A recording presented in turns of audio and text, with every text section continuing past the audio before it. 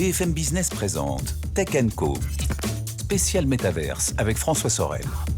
Un grand bonsoir à toutes et à tous et merci d'être avec nous. Ce mardi, je suis très heureux de vous retrouver sur BFM Business pour Tech & Co avec un Tech & Co, et je pèse mes mots, exceptionnel ce soir puisque nous allons plonger en fait dans la réalité virtuelle pendant 2 heures avec ce Tech & Co réalisé dans le métavers en compagnie de Vroom, mais aussi d'invités prestigieux puisque dans un instant sur le plateau de Tech & Co, à la fois en physique mais aussi en avatar, Jean-Michel Jarre sera avec nous. Voilà un Tech & Co incroyable, quasiment expérimental qu'on vous propose ce soir. Tech & Co est dans le métavers. Bienvenue à vous toutes et à vous tous et accrochez vos ceintures.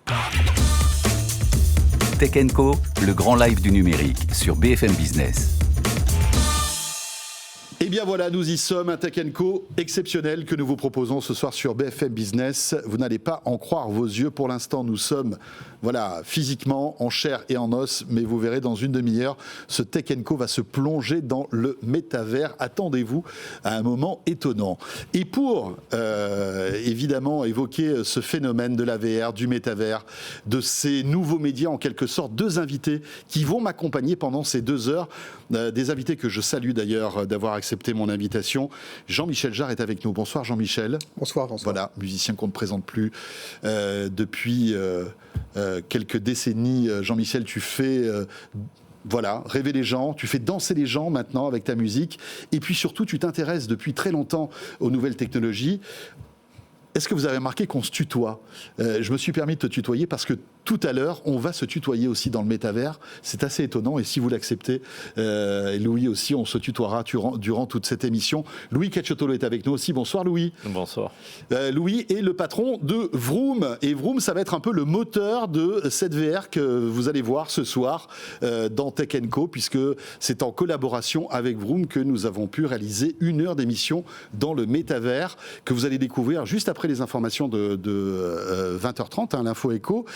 Louis, pour commencer peut-être avec toi, qu'est-ce qu'on va vivre à partir de 20h30 sur BFM Business ? Alors en fait, déjà, je souhaitais te remercier pour avoir eu cette idée parce que c'est toi qui as initié cette rencontre aujourd'hui. Mais c'est vrai qu'on en parlait et là, c'était la promesse aussi qu'on s'était donnée avec Jean-Michel il y a quelques mois de cela. Absolument. Tout à fait. Et c'était donc ce sujet du métavers. Et donc tu as proposé de faire cette émission sur le métavers dans le métavers. Ce qui, pour moi, est vraiment une extraordinaire vitrine, parce que souvent on parle du métavers et en fait, ça reste très abstrait pour le grand public. Et le fait de le montrer et de le montrer dans une émission comme celle-ci est très important pour nous, pour démocratiser, pour nous donner de la visibilité, et puis surtout pour pouvoir montrer aux gens quels sont les cas, concrets d'application du métavers. Et aujourd'hui, on va donc commencer à parler de la culture, en particulier, du divertissement.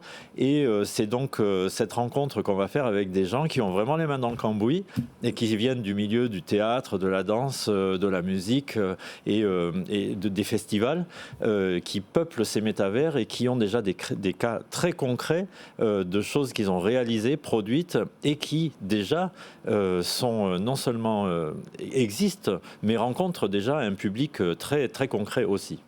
À partir de 20h30, nous aurons donc dans notre plateau virtuel, aux côtés de Louis et de Jean-Michel, Joséphine Bory, qui est responsable innovation et XR au Montreux Comédie Festival, parce que l'humour peut avoir une réponse avec la VR.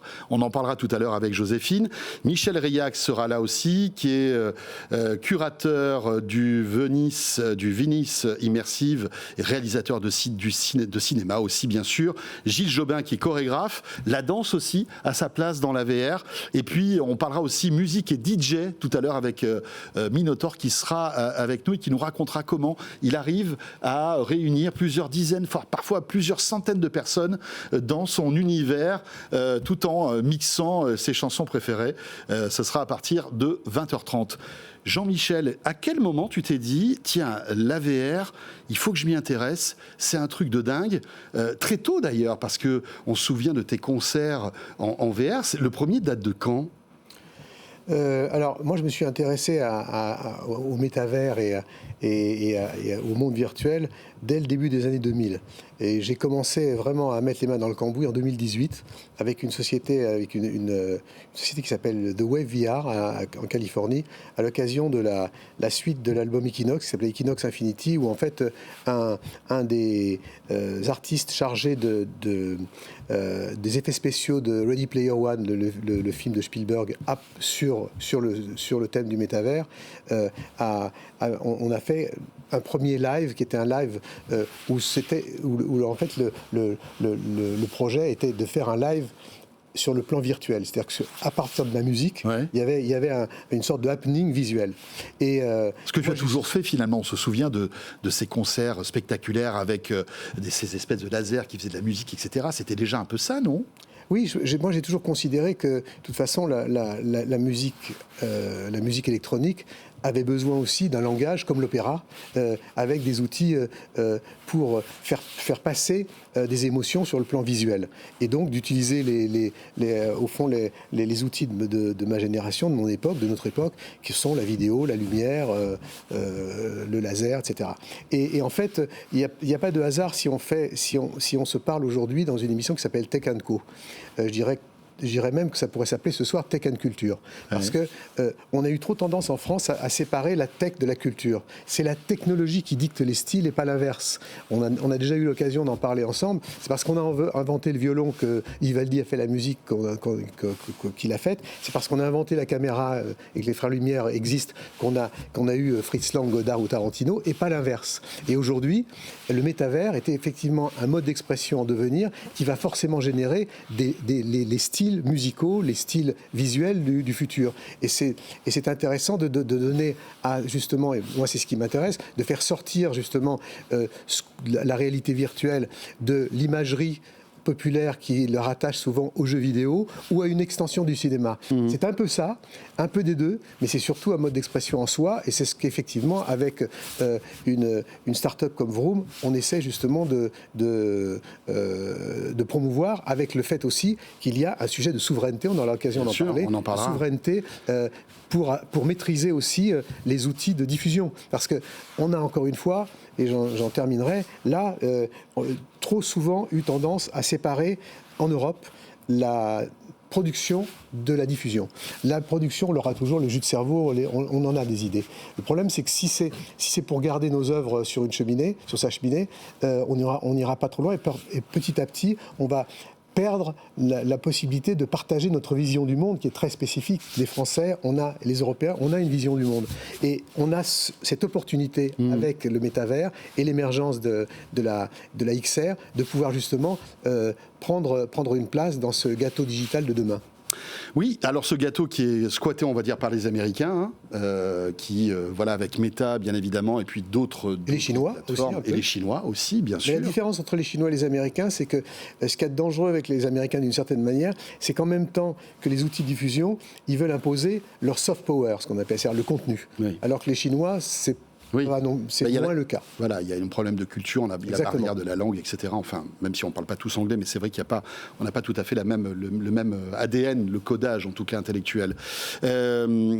Juste un mot sur Louis et Vroom, parce que au-delà de cette société que tu as créée, qui collabore donc avec Jean-Michel et avec d'autres médias aussi, bien sûr, auparavant tu as travaillé aux États-Unis. Tu étais en quelque sorte, on l'a déjà dit dans Tech & Co, le bras droit d'un certain Georges Lucas. Donc tu es un passionné aussi d'images et de son. Hein. Tu as été le patron de THX, qui est une société qui sublimait les images et le son au cinéma. Donc c'est cet amour du son et de l'image qui t'a poussé à aller plus loin avec la réalité virtuelle ? Alors tout à fait. Et d'ailleurs, je rejoins très souvent et sans arrêt Jean-Michel Jarre sur l'idée que le facteur le plus immersif dans la technologie, c'est quand même déjà le facteur son. Parce qu'on entend à 360 degrés alors qu'on ne voit qu'à 120 degrés. Et donc la réalité virtuelle, pour moi, ça a été vraiment l'occasion, et comme un déclencheur, en fait, quand la réalité virtuelle est arrivée sur le marché de masse, en fait, en 2016, l'occasion, une véritable révélation de se dire, on va pouvoir porter encore plus loin les œuvres culturelles, les œuvres de divertissement, les œuvres d'art de toutes sortes, pouvoir donner au public une expérience encore augmentée des spectacles. Et le fait d'avoir travaillé chez THX pendant pas mal de temps m'avait donné aussi une ouverture à la technologie, parce que THX est d'abord, avant tout, une entreprise technologique spécialisée dans l'image et le son. Oui, mais la spatialisation du son aussi, c'est ça. On rejoint ce que tu disais concernant la VR. Tout à fait. Et d'ailleurs, quand on parle de Dolby et des systèmes surround de Dolby ou des Dolby Atmos, Dolby Atmos, etc., en fait, il faut savoir que la plupart des ingénieurs de Dolby viennent tous de THX. C'est fou ça. Oui. Ouais. Et c'est eux qui ont créé ces nouveaux systèmes de son et ces nouvelles certifications. Donc pour moi, c'était un pas assez logique en fait d'aller encore plus loin dans la spatialisation globalement et dans ces mondes en réalité virtuelle et en 3 dimensions. Pour tous ceux qui nous rejoignent là sur Tech & Co, je vous rappelle qu'à partir de 20h30, vous verrez, on va se transformer. Vous verrez l'avatar de Jean-Michel, de Louis. Moi-même, on a créé un avatar qui est censé me ressembler. Vous verrez, vous pourrez constater de par vous-même. Il est très bien. Il est très bien. Oui, Bah, écoutez, vous verrez tout à l'heure. Mais en tout cas, on va passer 1 heure dans le métavers pour vous faire comprendre un petit peu à quoi ça ressemble. Mais pour tous ceux qui n'y comprennent rien, Louis, qu'est-ce que c'est que Vroom, en quelque sorte ? Comment présenterais-tu Vroom à quelqu'un qui n'y connaît rien dans la VR ? Alors, pour essayer de faire vite, grosso modo, Vroom, d'abord, c'est une société qui est spécialisée dans la production d'événements et de spectacles dans le métavers. Et nous avons, depuis le 10 janvier, lancé notre propre plateforme métavers parce que les plateformes sur lesquelles on opérait jusqu'à présent ne répondaient pas ni aux exigences du public, ni à celles des artistes, ni à celles des producteurs ou des diffuseurs.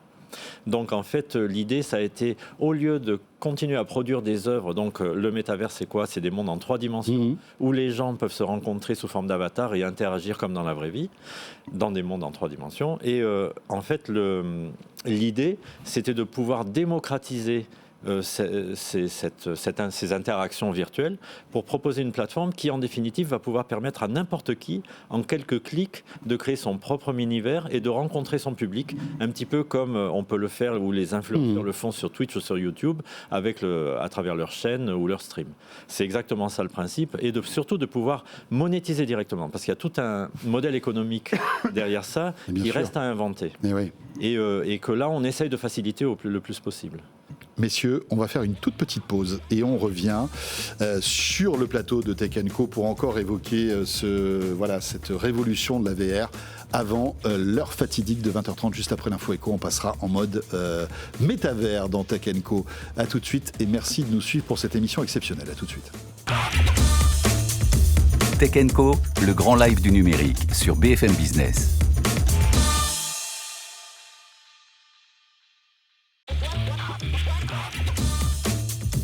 BFM Business présente Tech & Co, spécial métaverse avec François Sorel.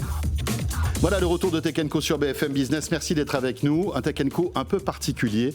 Pour l'instant, vous le voyez, nous sommes devant vous, si vous êtes avec nous à la télé ou sur vos écrans, votre smartphone, comme d'habitude, sur le plateau de Tech & Co. Mais dans un petit quart d'heure, on passera en mode métavers, puisque ce Tech & Co a été réalisé en collaboration avec Vroom, qui est une plateforme, justement, qui permet à tout à chacun de faire du contenu en VR. C'est ce que nous devons à Louis Cacciotolo et aussi à Jean-Michel Jarre, qui est notre invité fil rouge aussi, qui est là pour promouvoir en fait toutes ces technologies et notamment le métavers. Juste un mot, messieurs, avant de se retrouver justement en VR dans quelques instants, sur cette notion de souveraineté. Aujourd'hui, on le disait, beaucoup d'acteurs américains, des acteurs chinois. Il était important, Jean-Michel aussi, il est important d'avoir, on va dire, une plateforme française européenne pour que les créateurs européens et français puissent justement s'exprimer avec Vroom notamment, et peut-être d'autres aussi par la suite. Absolument. On a contribué à inventer Internet il y a 30 ans et on l'a laissé filer de l'autre côté de l'océan. Ne refaisons pas la même erreur avec le métavers et avec les modes d'expression immersifs. Il y a vraiment une urgence à réaliser qu'il faut absolument qu'on participe à cette souveraineté, qu'on ait une partie des souverainetés en ayant des briques autonomes sur le plan de la fabrication, comme le disait Vroom, et Vroom le montre avec la première plateforme française de production et de distribution, puisque, comme je le disais tout à l'heure, la distribution pour les artistes est cruciale. C'est-à-dire qu'on le voit bien avec le cinéma, avec les plateformes comme Netflix ou autres, où on s'aperçoit bien qu'il y a petit à petit un mode de production qui glisse vers les États-Unis avec un mode de pensée américain, avec un mode de pensée... Même pour certaines productions françaises, c'est ça qui est terrible. Exactement. Donc, il est absolument urgent et important qu'on crée notre propre écosystème sur le plan technologique. Et qui nous ressemble, voilà, culturellement. Et je prendrai deux exemples. Le premier, c'est Airbus. Il y a 40 ans, quand on a commencé à vouloir créer Airbus, tout le monde rigolait en disant vous voulez participer à la souveraineté en termes d'aéronautique et vous n'y arriverez jamais. 40 ans plus tard, les compagnies aériennes américaines utilisent nos avions.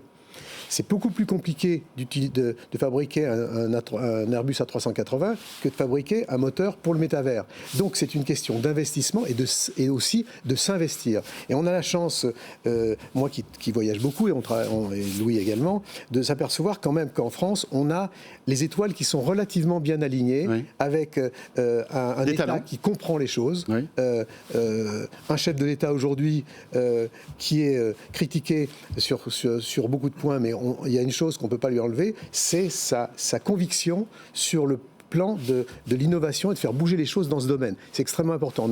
On a aussi bien du côté de l'industrie que du côté de la culture, des gens qui sont totalement conscients de ce que nous disons. Et donc il faut y aller dans la mesure où, pour vous donner un exemple concret, les concerts qu'on a pu faire avec Vroom, si on veut, il a fallu payer une plateforme américaine pour pouvoir être diffusé. Demain, ces mêmes plateformes peuvent fixer n'importe quel tarif et exercer une forme de censure, une censure, ou pour des raisons de format, ou pour des raisons idéologiques. Donc on voit bien qu'il est urgent, si on veut garder notre liberté d'expression, d'assurer notre liberté, c'est notre liberté d'expression qui en dépend. Et je dirais que...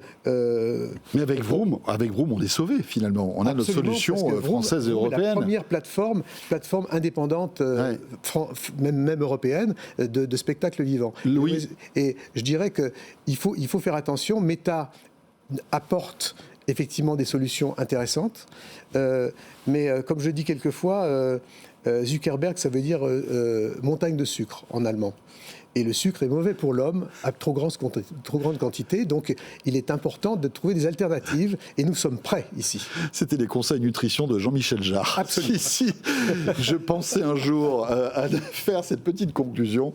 Est-ce que ça coûte beaucoup d'argent de créer cet univers pour être au niveau de la qualité des Américains? Alors oui, il faut savoir que Meta investit chaque année 10 milliards. On ne parle pas de millions, on parle 10 milliards de dollars dans son métavers. Donc on part de très très loin si on veut égaler cette puissance de frappe qui est celle de... Après, dans les 10 milliards, il y a ça. Hein. Après, il y a toute la partie hardware qui coûte très très cher. Hein. Mais c'est aussi ce qui constitue... c'est une des briques qui constitue un métavers souverain. C'est-à-dire qu'eux, ils sont capables de construire tout un métavers bien sûr, à eux seuls. De A à Z. On a les metteurs un peu comme Apple qui fait son iPhone de A à Z. On a les moteurs de jeu, on a les clouds, on a les casques, on a les plateformes, on a tout un tas de briques qui constituent, et qui ne sont pas nombreuses, mais qui constituent un écosystème qui est complet. Dans cet écosystème-là, il y a les plateformes qu'on représente avec Vroom. On n'est pas les seuls sur ce domaine-là, mais on est relativement avancé parce qu'on a une expertise qui date d'il y a déjà pratiquement 5 ans. Ça coûte très cher. On voit des startups, je viens de voir aujourd'hui à GDC à San Francisco une nouvelle information qui parle d'une startup qui a été fondée aux États-Unis pour apporter l'intelligence artificielle dans le métavers et pour créer leur propre métavers, mais généré par des intelligences artificielles, qui a été fondée avec un capital de 100 millions de dollars. Oui. On part de très très loin dans tous les domaines. Et je pense qu'ici, si on a vraiment besoin d'argent, parce qu'on a les talents. Et ça, Jean-Michel connaît un tas de monde dans ces domaines, dans toutes ces différentes briques de la technologie. Et tu pourras confirmer qu'effectivement, on a vraiment tout ce qu'il faut au niveau cerveau, au niveau volonté, au niveau créativité. Mais on n'aura jamais les niveaux, enfin, on n'aura jamais les investissements qu'ont les méta ou c'est pas même grave. ces startups. C'est pas grave. Si l'argent On peut faire employé, bien, tout aussi bien, moins cher. Moi, je voudrais envoyer un message aux investisseurs qui nous écoutent. Je pense qu'aujourd'hui, on mélange beaucoup de choses par rapport au métavers. On mélange le métavers, les crypto-monnaies, les NFT. Donc, le métavers a cette image ambiguë qui pourrait être liée à la spéculation, au business, alors que le métavers, c'est un langage, c'est un mode d'expression, comme le cinéma l'a été pour le théâtre, pour les créateurs, mais bien au-delà bien au-delà de la culture. Et je pense que quand on voit qu'il y a une sorte de frilosité qui vient du fait que Meta a licencié 10 000 personnes il y a quelques mois, puis à nouveau une nouvelle vague de licenciements il y a quelques jours, c'est une opportunité pour vous, les investisseurs français et européens, pendant que les Américains ont un petit peu le genou à terre sur quelque chose qui va de toute façon être le langage de demain. Profitons-en. Oui, on libère Meta a libéré des talents. Exactement. Prenons-les pour chez nous. Il faut aider les startups françaises avant qu'elles, une fois de plus, elles partent aux États-Unis ou en Asie. Et il faut le faire. Et c'est je pense, une des missions d'une émission comme celle-ci, et de ce que vous faites très très bien ici à BFM Business, c'est justement de mettre en valeur aussi ces pépites. On a des pépites en France qui sont absolument uniques. Et il faut les garder. Vroom reste en France.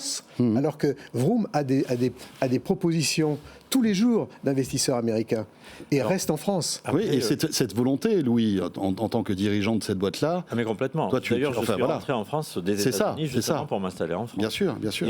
Et pour faire vivre les territoires, d'ailleurs, parce qu'on n'est pas parisien en plus. Donc c'est vraiment ça qui est... Oui, toi tu es originaire du sud de la France. Oui, tout à fait.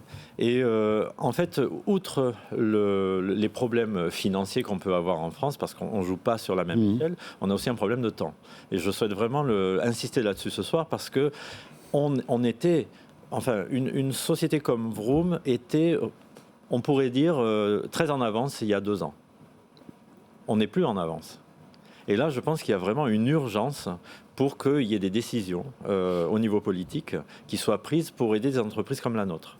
Parce que dans tous les domaines, on parle du cloud, on parle des moteurs de jeu, on parle des casques, on parle des plateformes, et parce qu'on est en train de perdre l'avance qu'on a pu avoir à un moment donné où tout le monde était un petit peu pionnier. D'accord. Mais souvent, ça a été le cas en France. Hein. On était en avance sur des secteurs et après, on s'est fait doubler. Bien sûr. Parce qu'il y a eu une accélération. Voilà, il serait temps de ne pas répéter les mêmes erreurs, quoi. Ouais. C'est terrible. On parlera tout à l'heure de l'intelligence artificielle. On a des sommités dans le domaine de l'intelligence artificielle et tout le monde a sur les lèvres ChatGPT. Exactement. Et ChatGPT, c'est américain. En revanche, on a perdu la bataille sur le hardware. Pas nécessairement. Mais Alors, il y a une société, par exemple, qui est une petite boîte qui s'appelle Lynx, qui a du mal à trouver, qui a eu du mal à trouver 4 millions d'euros, qui sont allés les chercher. Je les connais pas personnellement. Mais Jean-Michel, comment se battre face à un Meta qui investit des milliards dans ses appareils, qui a un plan sur 10 ans pour développer les futurs masques. On parlera d'Apple tout à l'heure aussi qui va se lancer dans la bataille. Je parlais tout à l'heure de... Je ne suis pas négatif, mais j'essaie simplement de... J'évoquais tout à l'heure Airbus. C'est exactement ce qu'on disait aux gens du sud de la France quand ils voulaient développer leurs avions avec la MAG. Ils disaient exactement ça. Comment vous pouvez rattraper Boeing avec leurs milliards ? On est arrivé. Et encore une fois, c'est une question d'investissement. On a la chance, je veux dire, d'investissement personnel. Ce n'est pas un investissement économique seulement. C'est aussi un investissement intellectuel. Et on a la chance d'avoir, par exemple, ce qui a été créé depuis maintenant 1 an et demi, France 2030, justement, qui est là pour promouvoir. Une volonté de l'État de promouvoir l'innovation dans tous les domaines, y compris dans le domaine technologique lié à la culture. Très bien. Il est bientôt 20h30. On se rapproche du moment fatidique où nous allons nous projeter dans le métavers grâce à la solution de Louis. On va rentrer dans ce métavers avec nos invités que vous allez pouvoir découvrir et leurs avatars et nos avatars. On revient dans un instant. On se retrouve juste après l'info écho de 20h30 avec Jean-Michel Jarre et Louis Cacciotolo et nos invités. À tout de suite. Tech & Co, le grand live du numérique avec François Sorel.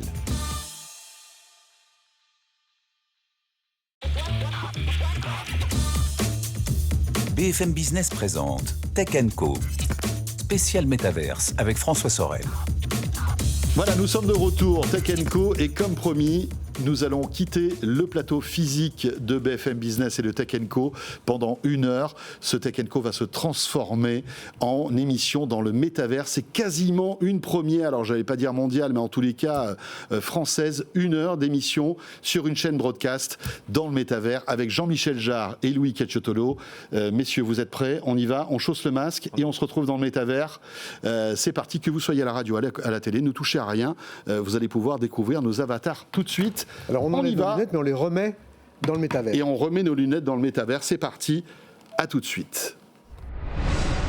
Et nous voilà donc sur le plateau de Tech & Co en VR. Écoutez, c'est une petite émotion que de se retrouver comme ça, d'un claquement de doigts. On est parti de notre studio de BFM et nous voilà dans cette VR avec toujours Louis Cacciotolo et Jean-Michel Jarre. Vous qui nous regardez en ce moment, si vous êtes avec nous à la télé, vous voyez un petit peu à quoi ça ressemble. Mais imaginez, nous avons chacun un casque et nous pouvons regarder tout autour le plateau, constater que nous sommes un peu dans l'espace. Il ne faut pas être trop claustro quand même là, mais c'est plutôt intéressant. Messieurs, alors qu'est-ce que vous en pensez de cette petite expérience VR? Jean-Michel, est-ce que tu te sens bien? Et tu as un superbe avatar là, franchement. Hein. Alors écoute, en fait, oui, moi je suis le seul personnage en noir et blanc parce que je viens directement de mon univers virtuel qui s'appelle Oxyville, qui a été construit à l'occasion de mon album Oxymore, comme on en parlait. On a pu en parler tous les deux. Et en fait, je suis resté en noir et blanc parce que je l'aime bien, en fait, cet avatar. C'est un avatar qui a été conçu pour aller dans cet univers qu'on a créé avec Vroom, qui est un univers d'une ville un peu constructiviste, un peu entre Metropolis et Sin City, dans cet univers noir et blanc. Et donc, c'est la raison pour laquelle je suis sur ce plateau en noir et blanc, car je colle à ma famille. Voilà. Alors juste une petite précision pour tous ceux qui nous écoutent à la radio. Vous avez remarqué que la qualité sonore n'est pas tout à fait la même que quand on est en plateau. C'est tout à fait normal. Pour tout vous expliquer là, l'arrière-boutique, moi je suis chaussé d'un masque Quest 2 et le son que vous entendez provient de ce masque-là, ce qui est plutôt intéressant parce qu'en fait on est totalement plug and play, c'est-à-dire que j'ai pas de casque, j'ai pas de micro accroché autour de moi, il n'y a pas de haut-parleurs et tout est dans ce masque. Louis, tout va bien, ça va? Comment trouves-tu ce décor que ton équipe a réalisé d'ailleurs? Hein? Écoute, je suis très très content d'être ici parce que c'est la première fois en fait qu'on va utiliser ce studio virtuel. J'espère que surtout il te plaît à toi parce que c'était quand même un petit peu différent de ce que vous avez à Paris. Et moi, je trouve ça plutôt sympa d'être au milieu de l'espace, en plein espace, et puis de flotter dans l'air comme ça, tous ensemble, dans ce studio virtuel. Oui, ça change un peu. Alors, l'intérêt, je voudrais rajouter, François, une chose, c'est que l'intérêt du métavers, le métavers, en fait, c'est un monde parallèle au monde réel. Donc l'intérêt, c'est pas nécessairement de copier la réalité, c'est de s'en inspirer pour essayer d'être dans un univers qui peut à terme apporter à même plus de facilité que l'univers réel, ou en tout cas des différentes possibilités. Juste une précision aussi, ce que vous êtes en train d'écouter ou de regarder, on l'a enregistré plus tôt dans la journée. Et nous sommes chacun chez soi. Enfin, en quelque sorte, on n'est pas ensemble physiquement. Et c'est important de le signaler parce que c'est l'un des avantages aussi de la VR. C'est que moi, typiquement, je suis à mon domicile avec mon masque. Voilà. Je ne sais pas où vous êtes, Jean-Michel et Louis, mais on n'est pas physiquement ensemble. Et c'est l'un des atouts, en fait, de cette VR pour qu'on comprenne bien. On est réunis sans être finalement à proximité l'un de l'autre. C'est un des gros avantages de la VR, c'est que moi, effectivement, là, je suis aussi sur mon canapé dans le salon. Louis, pour des raisons de facilité, se trouve au même endroit dans une autre partie de l'appartement.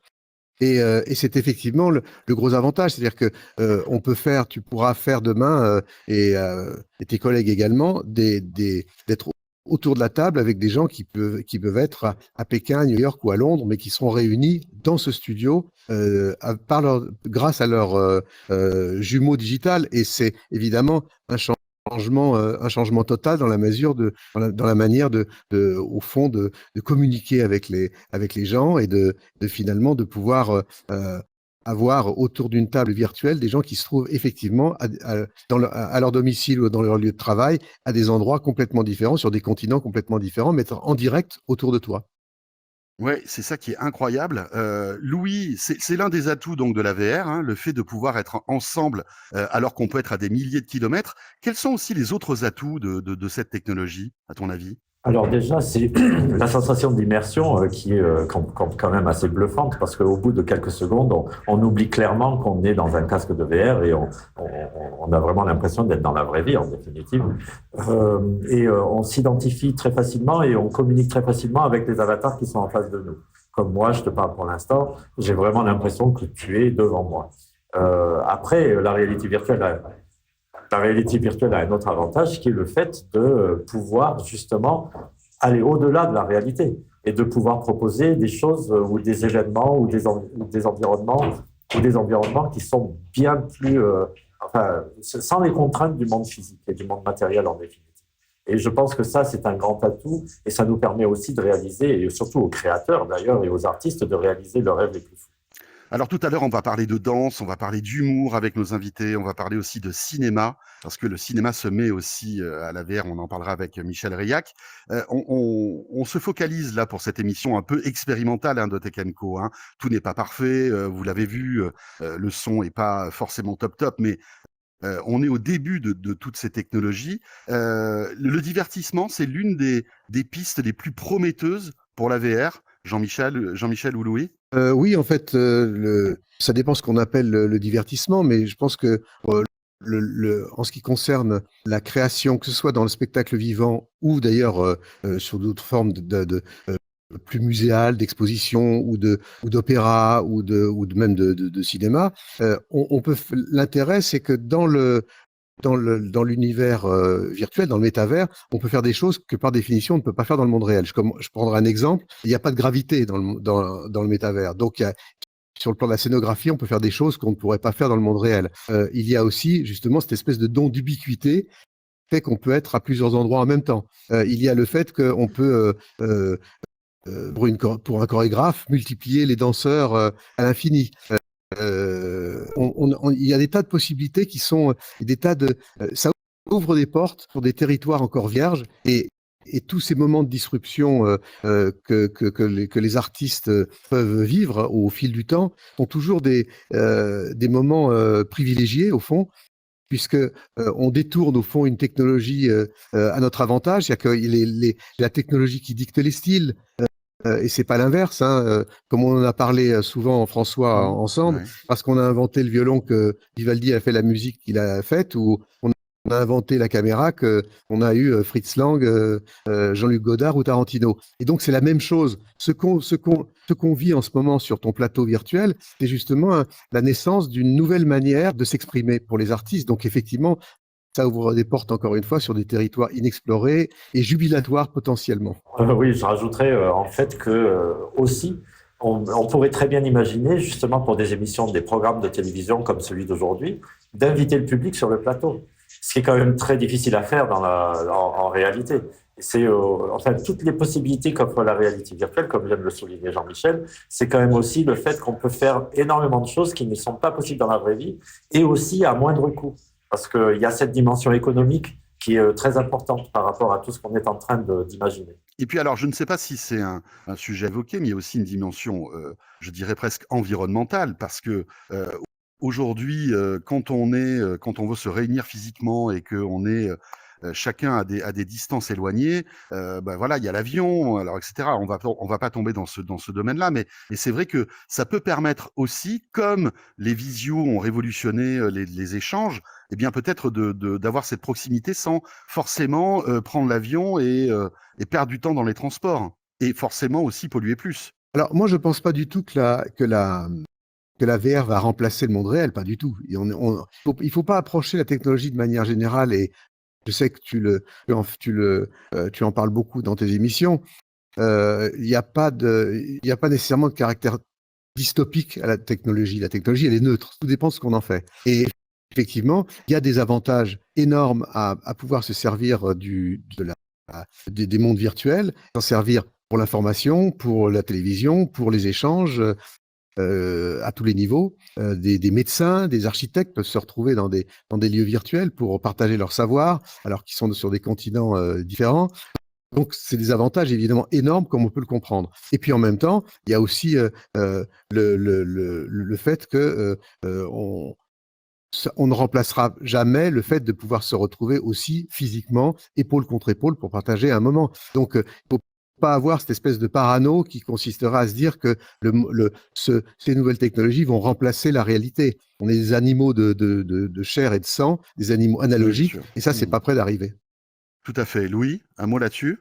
Je suis complètement d'accord avec ce que vient de dire Jean-Michel, et effectivement, il faut éviter de généraliser avec la réalité virtuelle et avec les métavers en général, parce que je pense qu'on est en train d'inventer un nouveau langage, en fait, des médias.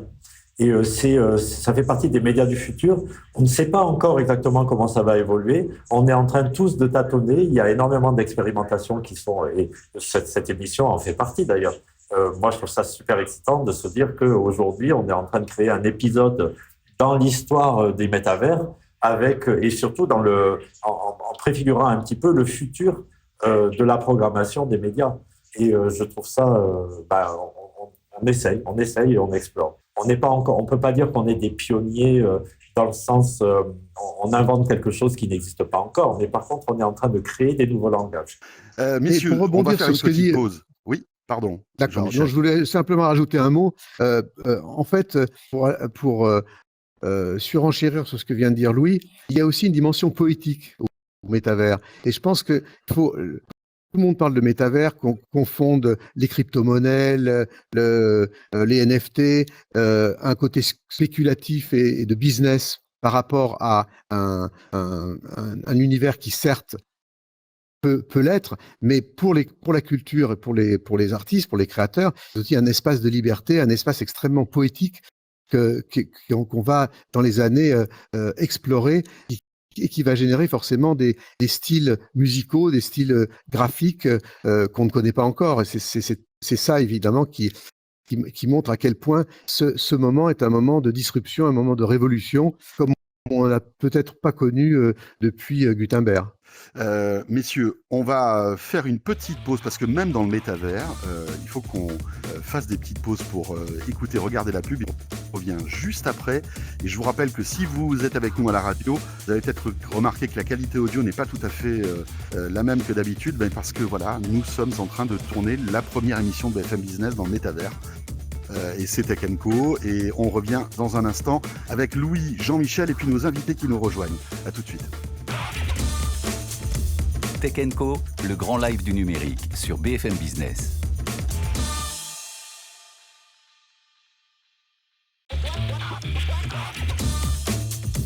BFM Business présente Tech & Co, spécial Metaverse avec François Sorel. Et bien voilà, le retour de Tech & Co sur BFM Business. Vous êtes à la radio, à la télé. Si vous avez l'habitude de nous regarder, peut-être avez-vous remarqué quelques petits changements. Comment trouvez-vous mon avatar? Eh bien oui, parce que nous sommes en VR, un Tech & Co exceptionnel, tourné dans le métavers avec l'aide précieuse de Vroom, Louis Cacciotto qui est toujours avec nous et Jean-Michel Jarre qui nous fait l'amitié de nous accompagner durant ces 2 heures exceptionnelles d'un Tech & Co inédit, peut-être exclusif. Louis, tiens, une petite question. Il y a beaucoup d'émissions de télé qui se font comme ça, qui se sont faites déjà comme on le fait aujourd'hui avec un plateau de télé virtuel. Ça existe déjà? Alors, il y en a très peu. Nous, on a déjà fait une expérience avec France Télévisions pour Stade 2 lors des Jeux Olympiques de Pékin en 2022, puis de Roland-Garros. Une expérience qui était un petit peu différente de celle-ci, puisqu'il y avait un studio Stade 2 qu'on avait reproduit, mais qui se passait dans un monde extrêmement gamifié. Et en fait, surtout, le challenge d'aujourd'hui par rapport à cette expérience-là, c'est que aujourd'hui, on a beaucoup plus d'invités autour de cette table et sur ce plateau. Et plus on est nombreux, évidemment, et plus il y a de contraintes et plus c'est compliqué à mettre en place. Donc, on peut dire qu'on pousse un petit peu encore plus loin cette expérimentation. Voilà, et on est très heureux d'être un peu les pionniers de tout ça. Pour tout vous raconter aussi, il y a des caméras virtuelles qui ont été positionnées sur ce plateau virtuel, hein, Louis, c'est ça, hein. C'est-à-dire qu'il y a des points de vue qui font qu'après on a une réalisation télé normale. Mais nous qui avons un masque sur le visage, en fait, on pourrait se balader tout autour de ce plateau, me rapprocher de Jean-Michel, me rapprocher de toi, etc., et de nos invités. C'est ça qui est incroyable aussi. Alors tout à fait. Là, s'il me prenait l'envie d'ailleurs de me lever et d'aller te taper sur l'épaule, François, je pourrais le faire. Et je pourrais aussi inviter tous nos invités à explorer le plateau et à même aller découvrir l'arrière-scène, on pourra dire, ou ce qu'il y a dans les coulisses. On a effectivement plusieurs caméras qui ont été installées sur ce plateau, des caméras virtuelles qui nous permettent de faire en fait de la production et du montage exactement comme on le ferait sur un plateau normal. Et alors les caméras évidemment sont invisibles, ce qui est encore plus, c'est quelque chose qu'on ne peut pas faire dans un vrai plateau d'ailleurs. Et oui, c'est vrai, on est toujours obligé de les voir. Là, elles sont invisibles, tu as raison. Jean-Michel, alors évidemment, on est au début, hein, on est un peu des pionniers, mais les pionniers, on le sait, parfois galèrent un peu. Tout n'est pas parfait, mais c'est une expérience vraiment intéressante qu'on est en train de vivre. Les frères Lumière seraient vivants aujourd'hui, ils seraient probablement dans le métavers et pas en train de faire un musée du cinéma.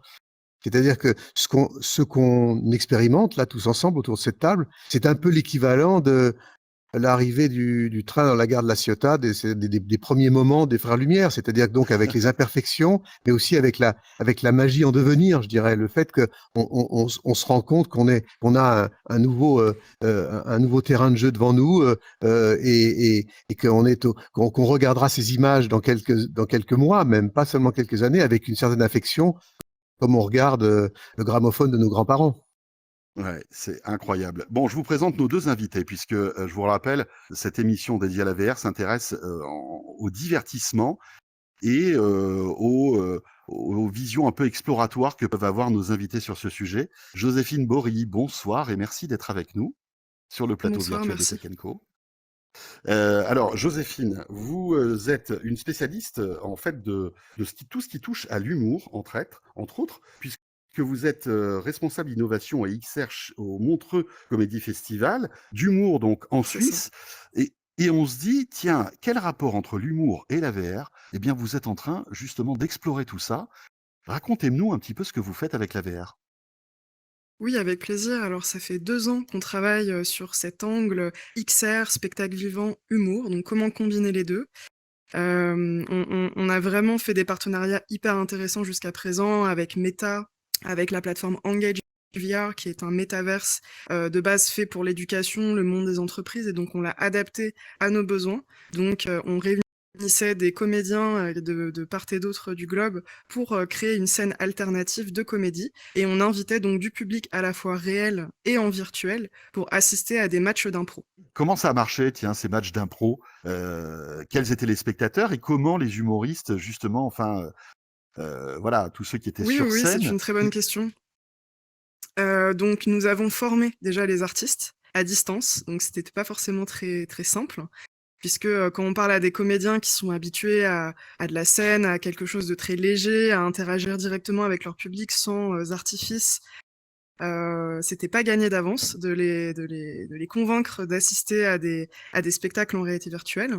Donc on a eu la chance de travailler avec Engage VR, donc c'est une plateforme qui est disponible à la fois via casque VR, mais aussi via ordinateur et via smartphone. Donc on n'était pas obligé de les chausser de casque, on pouvait, doucement les faire, transiter vers, un monde virtuel via leur ordi ou via leur smartphone, qu'ils avaient toutes et tous sur eux. Et ensuite on a vraiment travaillé avec l'artiste Jan Stotz. On a travaillé donc les jeux d'impro en, par exemple, créant des jeux de doublage en VR, en créant, des jeux type Histoire sans fin où chacun doit raconter une histoire et donc voilà, donc ça c'était très intéressant et donc on avait comme public, des curieux. On avait aussi des amis, des humoristes qui venaient à l'occasion et on avait aussi, donc l'équipe de Montreux Comédie qui, soutient à fond, ces initiatives.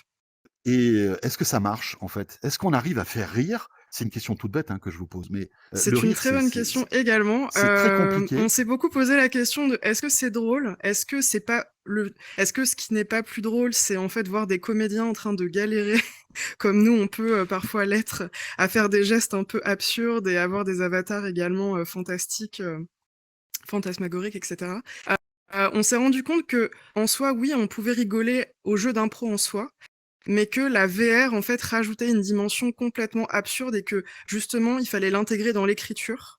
Mais pour ça, il fallait qu'aussi les comédiens s'emparent de ces technologies et donc comprennent qu'est-ce qui est possible, non pas juste avec le fait de mettre un casque, mais aussi de comment jouer avec les plateformes, comment jouer Ouais. avec le potentiel des plateformes, sachant qu'on ne parle pas à des techniciens, on parle à des techniciens de l'écriture, à des personnes qui interprètent des textes. Donc voilà, nous, en fait, on travaille main dans la main avec eux pour la mise en scène de ces spectacles. Mais c'est vrai que c'est étonnant. On se dit, quel est le côté absurde, en fait, qu'apporte la VR? Vous pouvez nous donner un exemple ou pas? Oui, par Par exemple, le exemple, fait on d'avoir peut, tes mains comme tu as là. oui, Il faut exactement.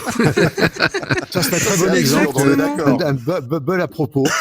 Voilà, c'est revenu Exactement, normal. on peut se téléporter, être dans des mondes complètement comme là, on peut l'être dans l'espace, et enfin, on peut par exemple changer de genre, on peut incarner, je sais pas moi, un avatar qui est un objet, pas forcément un humain. On peut Ouais, c'est ça. incarner une boîte de conserve qui parle, on peut carrément faire des métaphores en live avec des objets. On sait que la langue française en raffole.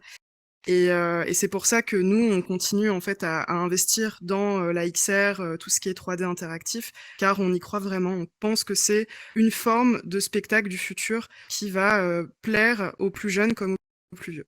Parce que c'est vrai que quand on écoute, certains humoristes, qui parlent de tech, ils se moquent de la tech parce qu'on est trop, Bien on est sûr, trop ouais, en ouais. train de regarder sur nos écrans. Enfin, il y a un côté, presque antinomique d'évoquer la tech dans l'humour, qui est, enfin voilà, il y a plein d'humoristes qui disent: «Bah, ne filmez pas, ne sortez pas votre portable» et cetera et cetera.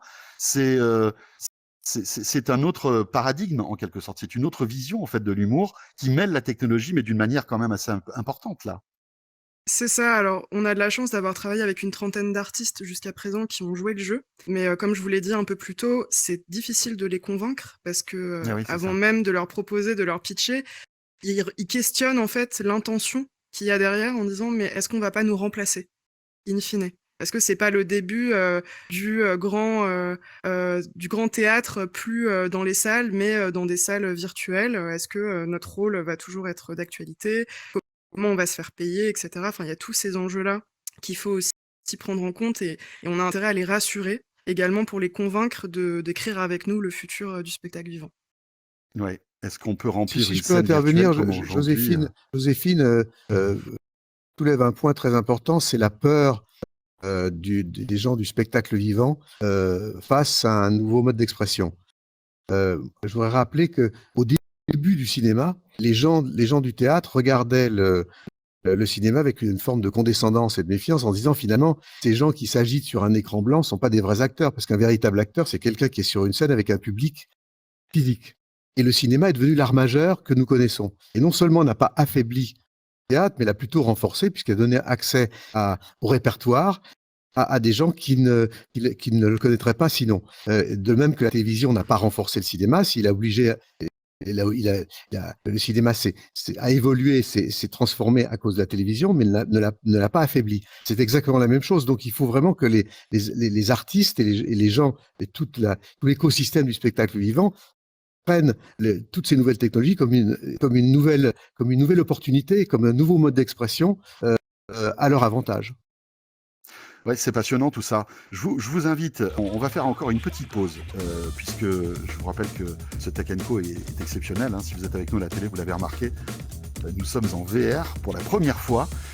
C'est l'une des toutes premières émissions, on va dire radio et télé, qui est tournée en VR.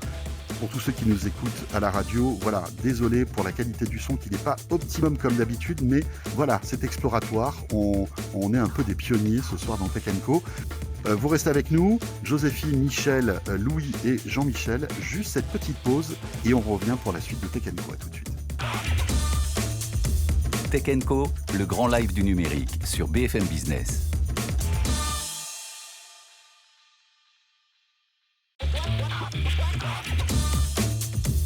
BFM Business présente Tech Co, spécial métaverse avec François Sorel. Voilà, Tech Co, le retour. Merci d'être avec nous. Si vous venez d'arriver à la télé sur BFM Business, surtout n'ayez pas peur. Votre Tech Co est comme d'habitude, enfin pas tout à fait comme d'habitude, puisque nous sommes en VR. Voilà, c'est une émission exceptionnelle, un peu, comment dirais-je, expérimentale aussi, mais vous savez que quand on est fan de tech, les expérimentations, en fait, on les vit quasiment au jour le jour. Et voilà, jusqu'à 21h30, on est eh bien en VR avec mon avatar, l'avatar de Jean-Michel Jarre qui est toujours avec nous, celui de Louis Cacciotolo, et puis nos invités Joséphine Bory et Michel Reillac, que je salue. Bonsoir Michel, merci d'être avec nous. Bonsoir, bonsoir. On évoque ensemble, bien sûr, tout ce qui touche au divertissement et la VR qui est en train de bouleverser des secteurs entiers, dont celui, eh bien, des arts, du spectacle, de la musique. On en a parlé, on en reparlera avec Jean-Michel tout à l'heure. Louis, qui est le patron de Vroom, donc, qui est cette plateforme de VR française, hein, qui nous permet aussi, eh bien, voilà, de crier cocorico dans ce domaine de la VR qui est, avouons-le, quand même assez squatté par les Américains. Hein, il faut pas se voiler la face, hein, c'est comme ça. Juste un mot, on évoquait tout à l'heure, Jean-Michel, on avait cette discussion très intéressante sur le fait que, voilà, comme un nouveau média, tous les nouveaux médias ont toujours fait peur. Hein. Tu prenais l'analogie tout à l'heure du cinéma par rapport au théâtre. Hein. Quand le théâtre a vu arriver le cinéma, il y a eu ce côté un peu attentiste. Et puis, voilà, tous ces médias ont cohabité, la télévision plus tard, la VR aussi. Donc, pour toi, de la même manière, demain, on pourra apprécier un spectacle en physique, mais aussi en virtuel. Ah bon, alors toi, tu es l'exemple parfait avec tous tes concerts que tu as pu faire en VR, mais tu te projettes comme ça? L'avenir, ce sera ça, à ton avis? Et l'avenir, a toujours été hybride. En tant que musicien, je considère, évidemment pour moi, de continuer à faire des concerts dans le monde réel, si j'ose dire, et aussi dans le monde virtuel, parce que c'est pas du tout la même chose, c'est pas la même histoire, c'est pas les mêmes outils, mais ça apporte quelque chose d'autre, exactement comme un acteur de théâtre peut faire du théâtre, un acteur peut faire du théâtre et du cinéma. Ce sont deux médiums différents, si j'ose dire. Il n'y a pas de hiérarchie et il faut cesser, une bonne fois pour toutes, de séparer la culture de la tech. En France, on a eu trop tendance à séparer la culture de la tech et à toujours considérer les outils technologiques avec une certaine condescendance, une certaine méfiance. C'est comme je le disais tout à l'heure, c'est la technologie qui dicte les styles et pas l'inverse. Donc, ces nouveaux modes d'expression que sont les modes d'expression dans le métavers vont forcément générer des styles musicaux, des styles graphiques et cinématographiques, si j'ose dire, même si c'est pas un peu impropre, mais des styles visuels qui sont à découvrir et à inventer. Joséphine, juste un mot encore aussi sur votre fonction, hein, responsable innovation à ICER chez Montreux, au Montreux Comédie Festival, donc un festival d'humour qui se passe en Suisse, bien sûr, mais en VR. Quels sont les prochains rendez-vous? Oui, le prochain rendez-vous est à Montréal. Donc nous ouvrons un nouveau festival qui s'appellera Exclame, qui met à l'honneur l'humour en mutation. Donc nous aurons plusieurs spectacles qui combinent différents genres. Le premier spectacle, donc ce sera Pixel. Donc là, je le représente. C'est un spectacle qui sera un game show avec des artistes québécois sur scène dans un cabaret, le cabaret Saint-Denis, très immersif avec un setting entièrement cerné d'écran autour de la scène. Qui donne l'impression déjà de rentrer dans un monde alternatif, parallèle, et nous allons donc mettre en scène des comédiens qui vont jouer à des jeux en VR. Donc ça va être ça le format, et on a vraiment hâte de faire progresser ce spectacle, puisque là on fait une V1, un peu comme si on crée un jeu vidéo. En fait, on va faire plusieurs versions, et l'idée c'est de les faire évoluer au fur et à mesure des festivals. Pourquoi pas créer une version augmentée à Montreux en novembre, qui se passera à Lausanne cette année, attention, petit changement. Et donc nous avons hâte de pouvoir tester en live le fruit de notre travail de recherche et développement que nous opérons depuis 2 ans.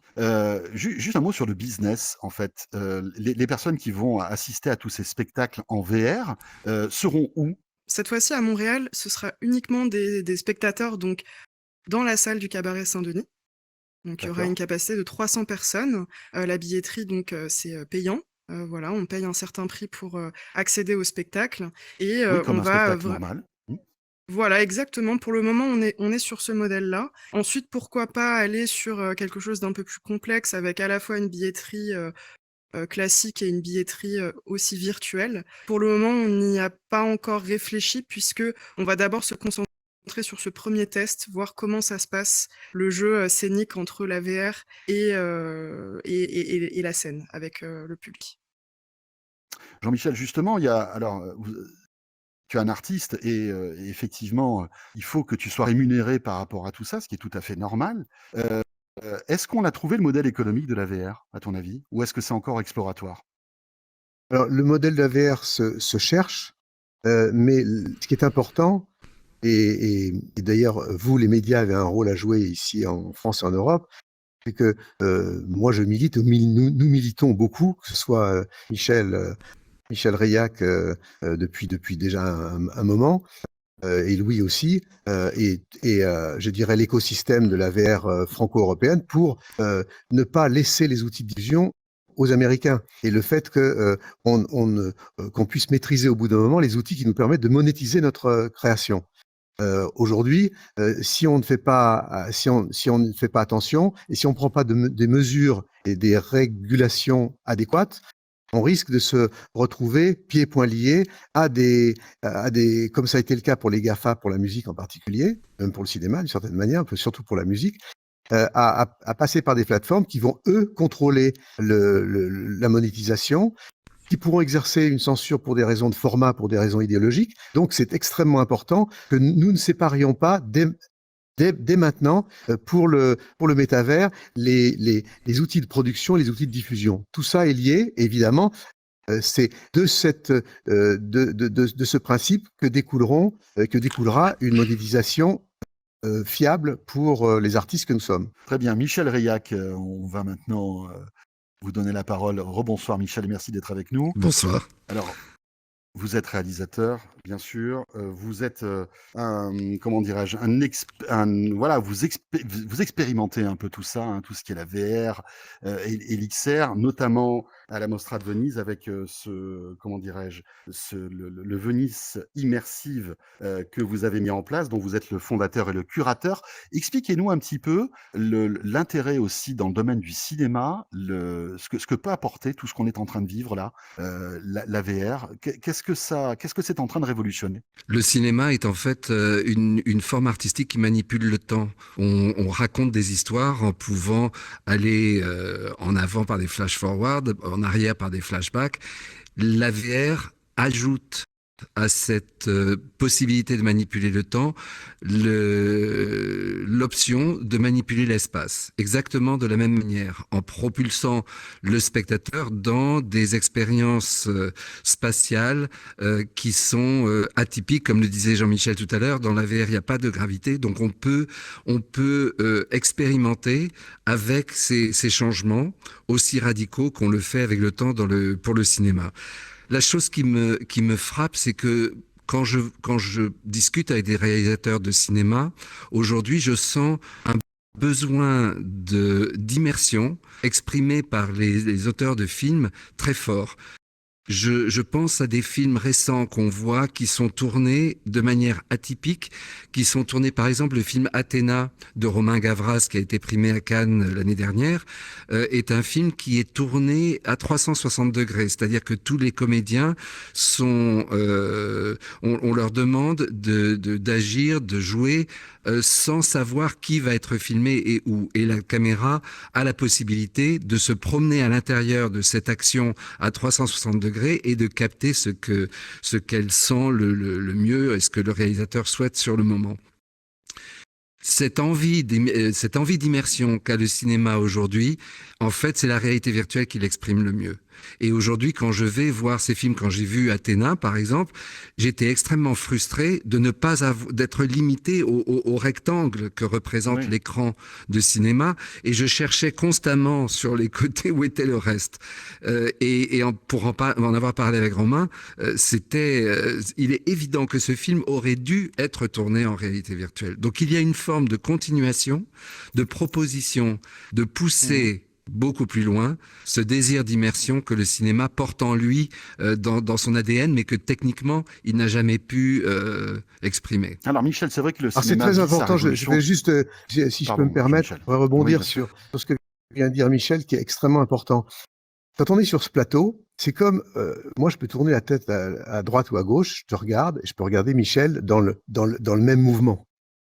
Finalement, ce qu'offre le métavers par rapport au cinéma, c'est de ne pas être bloqué, de ne pas avoir finalement la tête dans une sorte d'étau, c'est-à-dire de ne regarder qu'un point de vue, mais de pouvoir regarder comme dans la vie quotidienne. Dans la vie quotidienne, on peut tourner la tête, on peut de la même scène avoir différents points de vue, différents angles.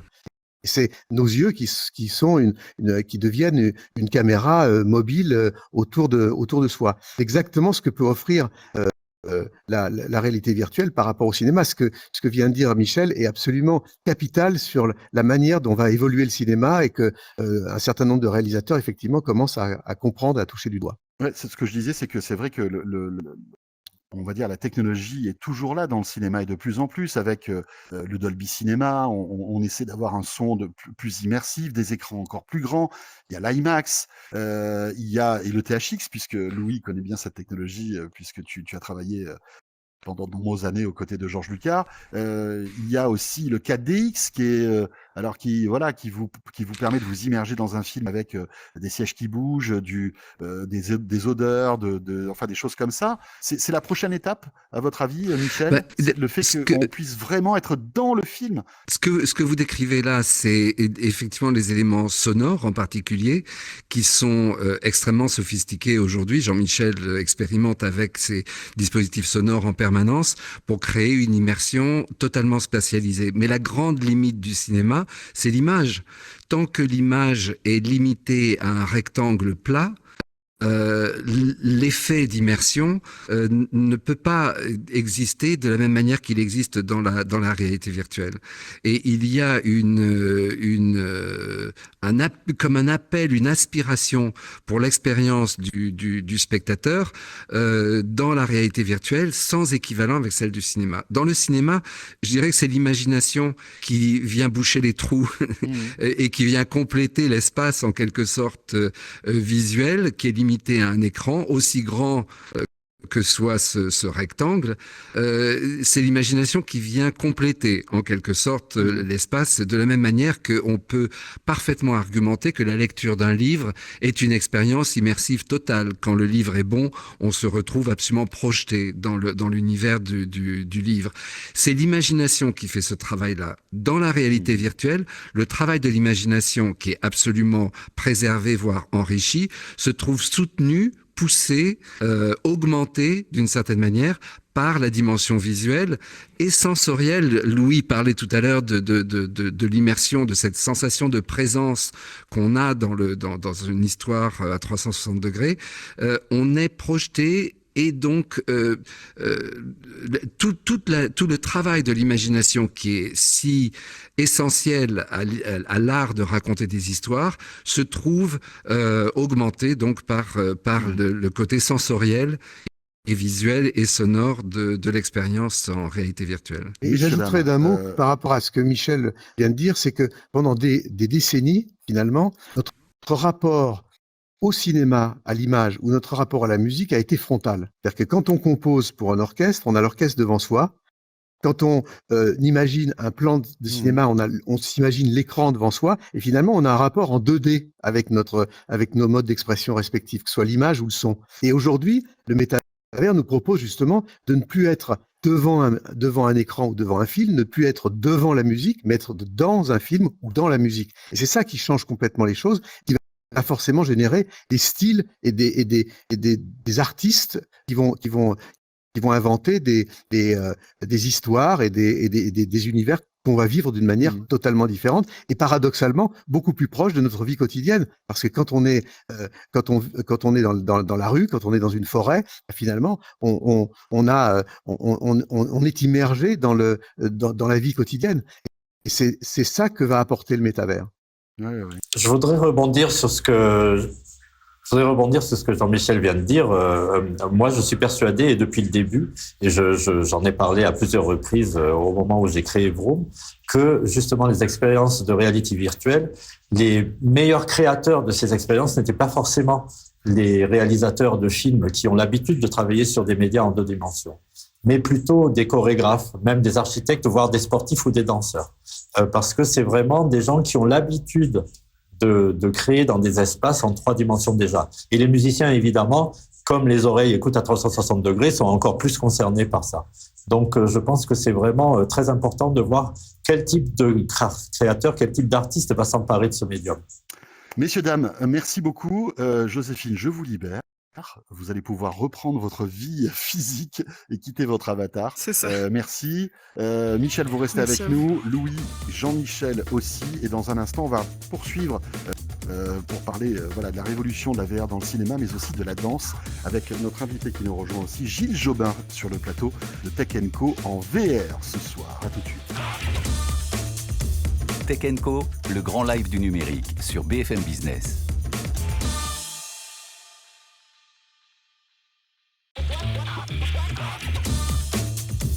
BFM Business présente Tech Co, spécial métaverse avec François Sorel. Voilà le retour de Tech Co sur BFM Business, un Tech Co en VR. Si vous êtes avec nous à la télé, vous l'avez remarqué, voilà mon avatar, celui de Jean-Michel Jarre, de Louis Cacciotolo et puis de nos 2 invités qui nous ont rejoints sur le plateau de Tech Co en VR avec Gilles Jobin qui est là. Bonsoir Gilles. Bonsoir à vous tous. Et Bonsoir. Minotaur est avec nous aussi. Bonsoir Minotaur.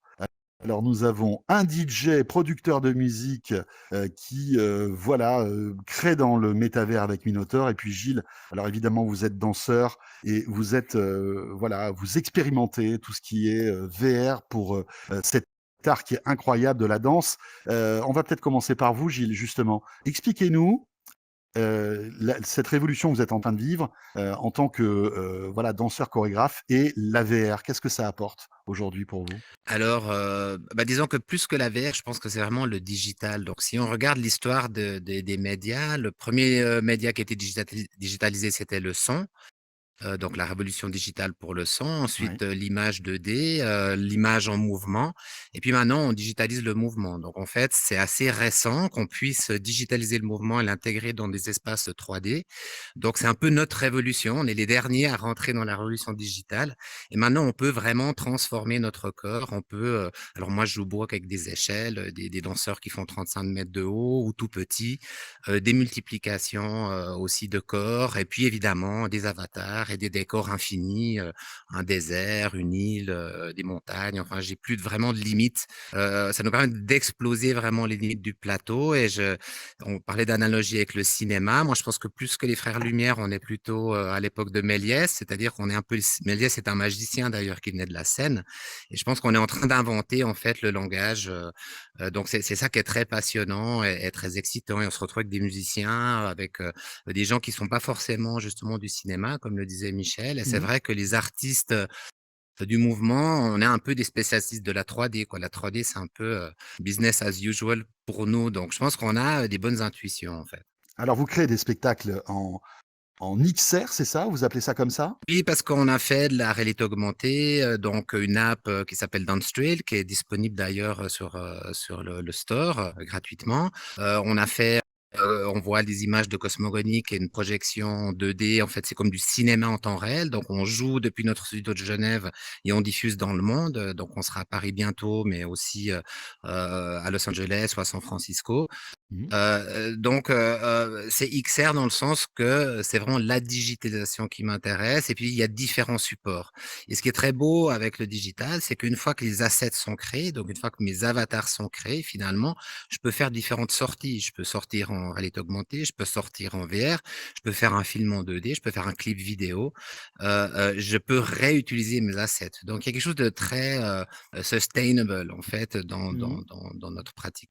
Techniquement, ça doit être lourd, non? Parce qu'on en parlait tout à l'heure quand on préparait cette interview. Vous avez beaucoup de matériel pour pour capter évidemment avec précision les mouvements enfin voilà, des danseurs? Comment ça se passe? Alors nous, on a un dispositif, on a des caméras optiques, donc de capteurs de mouvement. C'est un peu le top du top. On a 42 caméras optiques, donc ça nous permet vraiment de faire des captures très précises. Mais il y a d'autres dispositifs qui sont moins chers, des accéléromètres, des soutes, enfin des costumes à inertie. Il y a aussi Kinect, de la capture de points. Donc en fait, il y a toutes sortes de manières de capter le mouvement et différents coûts et différents résultats. Pour ce qu'on fait, nous, on est des danseurs, on a besoin de précision, on peut pas vraiment glisser dans l'espace. Donc oui, c'est un gros investissement. Mmh. Mais si on pense qu'un investissement de 200 000 € pour un studio, qu'est-ce qu'on fait avec 200 000 € quand on veut faire un décor d'opéra, par exemple? Pas grand-chose. Et ensuite, on va le jeter à la poubelle. Tandis que Mmh. moi, je refais mon décor dans le même dispositif. Donc de nouveau, c'est une démarche, qui fonctionne, en fait, aussi Et économiquement. vous serez à Chaillot pour un spectacle, qui sera Tout diffusé à en fait. direct, c'est ça, bientôt?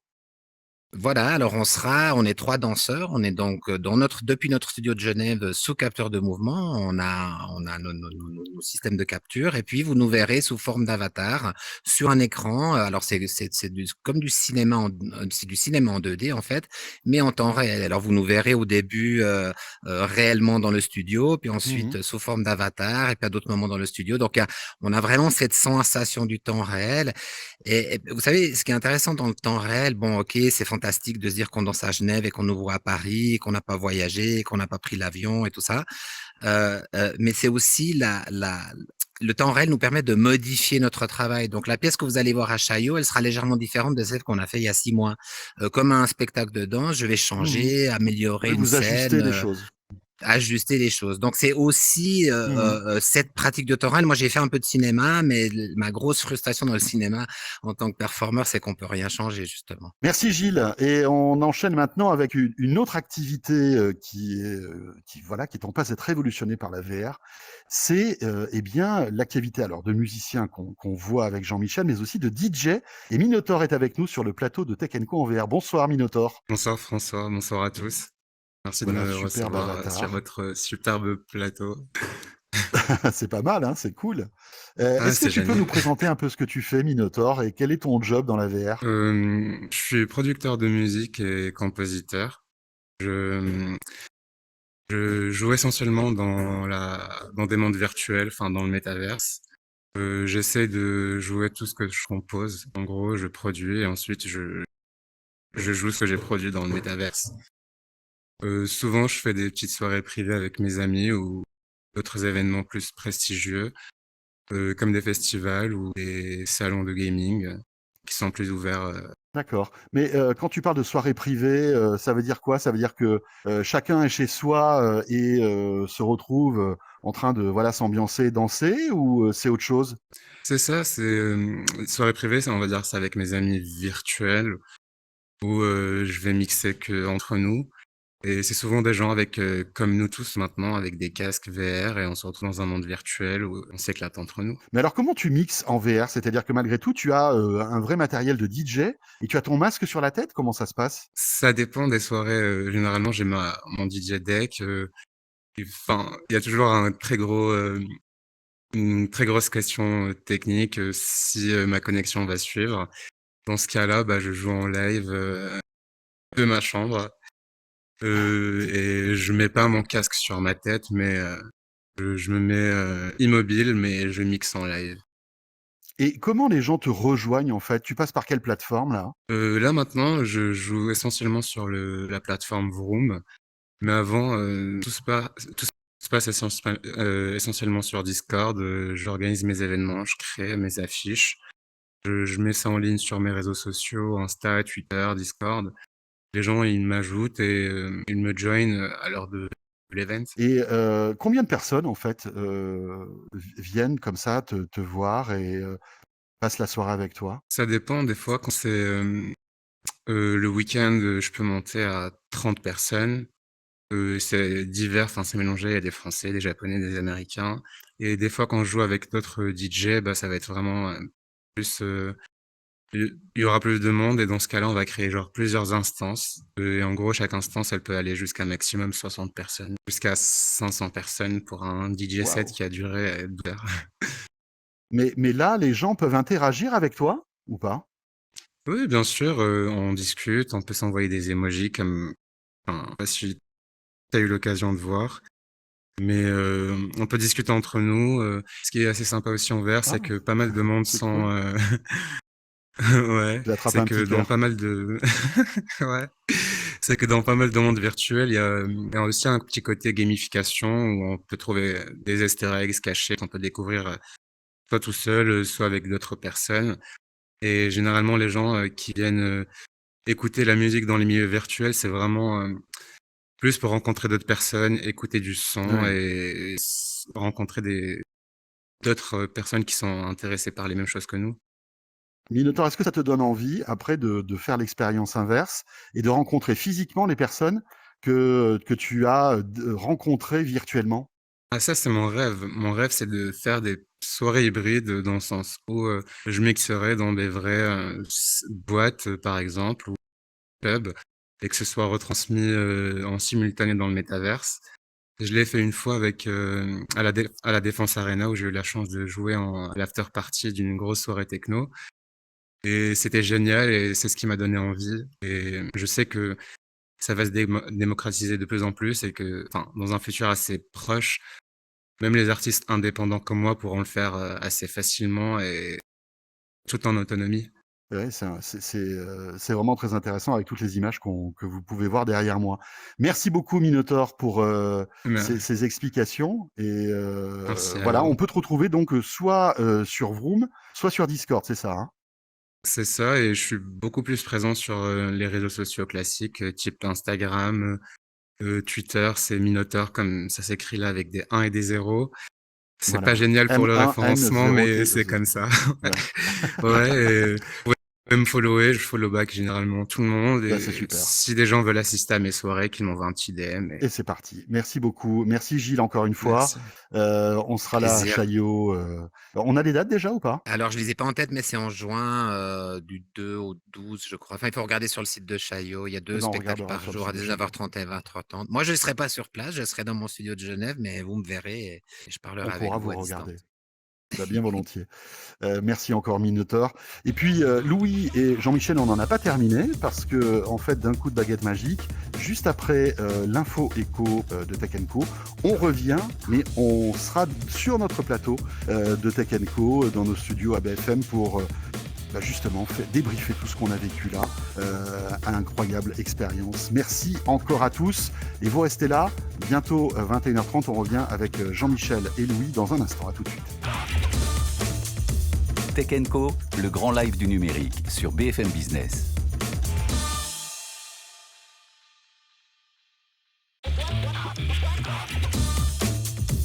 BFM Business présente Tech Co, spécial métaverse avec François Sorel. Eh bien, ça y est, nous sommes de retour sur le plateau de Tech Co en physique, en chair et en os. J'espère que cette heure de Tech Co dans le métavers vous a plu. Ben, écoutez, vous savez quoi, on va débriefer maintenant cette expérience hors du commun que nous avons pu vivre. Personnellement, moi, j'ai déjà vécu des expériences dans le métavers parce que j'ai la chance de pouvoir tester ce Quest depuis pas mal de temps. Et c'est vrai que voilà, pour jouer, pour faire du fitness aussi, il y a plein de trucs très sympas. Mais là, faire une émission de télé comme ça dans le métavers, c'était une première. Jean-Michel Jarre toujours avec nous. On est de retour sur le plateau de Tech Co. Louis Cacciotolo, le PDG de Vroom. Messieurs, votre premier retour concernant cette émission. Louis, qu'est-ce que tu en as pensé? Alors moi j'ai pensé que ça s'est passé aussi bien que ça pouvait le faire avec des invités qui étaient à l'heure déjà et qui étaient aussi surtout très à l'aise parce que de toute façon ils font partie de cette industrie donc très à l'aise avec le médium donc tout a été et c'est très convivial hein. C'est ça que j'adore en fait dans le métavers, c'est cette convivialité et d'ailleurs le fait que tout le monde se tutoie presque automatiquement parce qu'il y a une espèce de proximité quand on est dans le métavers qui permet cette cette familiarité, entre guillemets, et cette aisance, en fait. On oublie très très vite qu'on est face à des avatars. On a l'impression vraiment d'être face à des gens qui existent dans la vraie vie. Évidemment, on va poser la question à Jean-Michel, mais encore une question pour toi, Louis. C'est compliqué de créer un plateau télé comme ça, dans la VR, comme on y était là pendant 1 heure? C'est pas si compliqué que ça, non. Ce qui est plus compliqué, c'est de faire en sorte que ça fonctionne sans accroc et que tous les éléments qu'on a ajoutés à l'intérieur n'interfèrent pas avec les actions que pourraient avoir les intervenants qui habitent cet univers. Il y a pas mal de calculs à faire quand on est une plateforme de calcul, parce que tout est en streaming. Il faut vérifier en fait que, avec on va dire des exigences de qualité pour le broadcast, bien sûr. Tout à fait, des exigences de qualité et en même temps des contraintes techniques et des contraintes de streaming et de poids des expériences et de poids du développement des éléments 3D qui font qu'on est quand même très limité, en particulier quand on le fait comme aujourd'hui avec un casque Quest qui est un casque autonome. Et c'est ça. Et ce qui avait l'intéressant aussi, c'était toutes les caméras qu'il y avait. En fait, ces caméras, ce sont des caméras virtuelles qu'on n'avait pas sur le plateau en réalité virtuelle et qui nous ont permis de faire une réalisation comme à la télé, en quelque sorte. Absolument. Et même, on peut faire pratiquement mieux qu'à la télé parce qu'on peut avoir encore plus de caméras. Et trouver des angles incroyables. Tout à fait. Et elles sont complètement invisibles. Donc, on peut vraiment s'amuser et devenir extrêmement créatif avec la technologie. Alors, Jean-Michel, tu fais des concerts en VR depuis pas mal de temps. C'était peut-être ta première émission de télé dans la VR. J'imagine que alors franchement, ça a dû te faire plaisir. Qu'est-ce que tu en as pensé de cette expérience? 2 commentaires. Le premier, c'est j'ai beaucoup d'affection pour ce qu'on vient de faire, parce que je pense que dans quelques années, quelques mois, on regardera cette émission avec un peu de nostalgie. Le début avec nostalgie, comme le début des films en noir et blanc. Oui, c'est ce que. Ça, c'est une première chose. La deuxième, c'est que il y a aussi un aspect poétique et surréaliste du métavers et qu'on a vécu tous ensemble autour de cette table. Pourquoi je dis ça? C'est qu'autour de la table, il y avait toi qui étais chez toi. Oui. Michel Reillac qui était à Amsterdam, le chorégraphe qui était à Genève. Tout à fait. Joséphine qui était en Suisse, dans Suisse, oui. Nous étions dans notre, on était chez moi dans mon appartement. Louis étant dans une autre pièce, et on s'est retrouvés autour de la table sans latence, en oubliant totalement l'endroit où nous étions. À un moment même, on peut révéler les secrets de coulisses. On a dit à François, bon, relève-toi, parce qu'il était dans son canapé. Il était un peu trop avachi sur son canapé. Et en fait, c'est tout ça le métavers. C'est cette espèce de lien qu'on a beaucoup plus organique qu'on peut le penser, avec son propre jumeau digital. Et moi, j'ai envie vraiment que le public comprenne qu'il ne s'agit pas d'un trip de geek. Il s'agit pas ça va bien au-delà du jeu vidéo et du jeu. C'est une manière de se connecter, vraiment de communiquer avec l'autre d'une manière totalement nouvelle et avec beaucoup d'empathie, beaucoup de sensibilité au fond. Oui, c'est vrai. Et alors, des imperfections. On vous l'a dit encore une fois, tout n'est pas parfait dans ce que vous avez pu voir et écouter. C'est vrai que le son n'est pas aussi bon que les micros qu'on a aujourd'hui. Mais ça sera réglé dans quelques mois. Un petit peu de latence, mais finalement tout ça va se régler. On est à la préhistoire, on est à l'an 1 de ce que sera sans doute peut-être le divertissement de demain, non Louis? Oui, absolument. On est très très loin. On ne peut même pas imaginer jusqu'où ça peut aller. Ce qui est vraiment frappant aussi, c'est comment cette technologie, à la vitesse à laquelle cette technologie évolue. Parce que ce qu'on a pu faire aujourd'hui, c'est quelque chose qui aurait été difficile d'imaginer il y a 2 ans. Et il y a 2 ans, c'était encore plus compliqué de faire ce qu'on a fait aujourd'hui. C'était encore beaucoup plus compliqué. Déjà, il n'y avait pas de casque autonome, donc il fallait vraiment venir avec des ordinateurs assez lourds, des câbles, etc., des capteurs. Enfin bon, c'était vraiment compliqué. Donc on voit cette évolution, on voit aussi cette prise en main qui est de plus en plus simple. Et je tiens à le souligner à nouveau, c'est le fait que cette technologie, en fait, soit remplie d'humanité. Et c'est quelque chose qui est vraiment... Et plus la technologie va évoluer, et plus on va effacer les barrières entre la technologie, en fait, et le monde réel, et entre la technologie et l'émotionnel de la vraie vie et de ce qui nous rend humains. Juste un mot, parce que c'est vrai qu'on voit qu'il y a des avancées technologiques majeures. On voit que Meta a apporté énormément. Après, on peut critiquer Meta, évidemment, mais ils ont fait beaucoup pour la VR et ils continuent à investir beaucoup d'argent et il faut quand même le souligner. Et puis, il y a cette rumeur persistante, grossissante, comme quoi Apple serait sur le point aussi de sortir en fait un masque comme ça. Alors on ne sait pas si c'est je pense que c'est plutôt de la réalité augmentée, Louis. En fait, on parle pour le masque d'Apple, les rumeurs et on dit pour l'instant c'est qu'ils vont les dévoiler dans quelques mois en fait. C'est très oui, on est vraiment dans les starting blocks là. Oui, hein. Tout à fait. Et c'est un masque qui apparemment permettra de faire de la réalité mixte, qui est une sorte de réalité augmentée, mais qui permet une interaction entre le monde réel et le monde virtuel, et encore la réalité virtuelle. Donc c'est un masque qui permettra de faire les deux a priori, mais qui sera quand même réservé aux professionnels au début, parce que je pense qu'ils veulent tester le marché. Et si Apple s'intéresse à ça, ça va être aussi un énorme accélérateur, parce qu'on sait qu'à chaque fois qu'Apple appuie sur un bouton, c'est mondial. Alors évidemment, ce masque coûtera cher. Évidemment, c'est le début d'une histoire, non, Jean-Michel? Mais Apple qui se lance là-dedans, c'est peut-être ce qu'on a fait là. Peut-être que dans un an ou deux, ça sera encore mieux, encore plus beau. Les gens d'Apple avec qui je suis en contact estiment que ça va être un game changer, pour utiliser un anglicisme, aussi important que le début de l'iPhone. C'est-à-dire que ça va révolutionner la manière de... Donc Apple est conscient de la révolution qu'ils sont en train de faire? Absolument. D'accord. Alors on verra, mais absolument. Mais je pense que tu évoquais l'intelligence artificielle, qui est un autre bouleversement, peut-être encore plus important, et qui est évidemment lié au métavers. C'est le fait d'avoir un outil qui va pouvoir générer pour la création, générer des idées. Et donc il y a toujours la même chose. C'est cet aspect dystopique que l'on craint, parce que l'être humain a toujours peur du futur, parce que peut-être il n'en fera pas partie à un moment donné, fera plus partie. Donc il y a toujours cette vision sombre du futur. Bien sûr. Oui. Mais au-delà de ça, moi je travaille beaucoup, et je travaille en ce moment sur un projet très particulier avec un algorithme d'intelligence artificielle. Et ce que je trouve extrêmement intéressant pour le créateur, c'est que ce n'est pas un robot qui va me remplacer, c'est que c'est une extension de moi-même, c'est une extension de l'inspiration. Qu'est-ce qui fait qu'une idée pour un créateur est intéressante? C'est quand vous êtes surpris par l'idée que vous avez. Et pour le spectateur ou l'auditeur, c'est la même chose. Pourquoi vous êtes touché par un moment d'un film, un moment d'une chanson ou d'un livre? C'est parce que d'un seul coup, il y a quelque chose d'inattendu qui arrive. Et la dimension de l'inattendu, pour moi, est très importante dans l'IA. C'est-à-dire le fait que l'algorithme puisse me proposer des choses auxquelles je ne pensais pas. Et qui va enrichir ta créativité en quelque sorte. Mais que je puisse continuer à contrôler. Ouais. Et de ce point de vue-là, c'est quelque chose de fondamental. Et encore une fois, il y a un problème de souveraineté qui se pose, parce que quand on parle beaucoup de ChatGPT-4, ce qui est sorti cette semaine, c'est aussi une manière de rédiger et de concevoir américaine.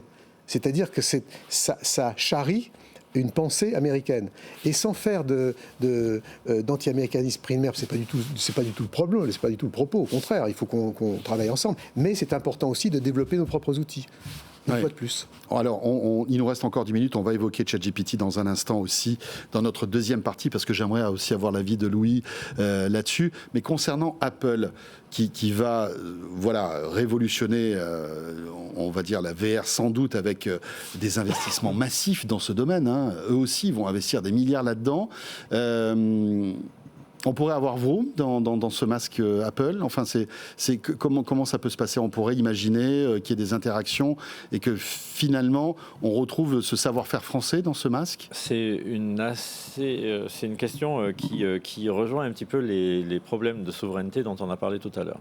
C'est-à-dire que parce que Apple va arriver avec son propre service, non, son propre soft. Apple va arriver avec son propre service, mais Apple va aussi permettre, un peu comme Meta le fait avec le Store Quest, ou comme HTC le fait avec le Viveport ou Steam, ou même le Pico, le Store Pico.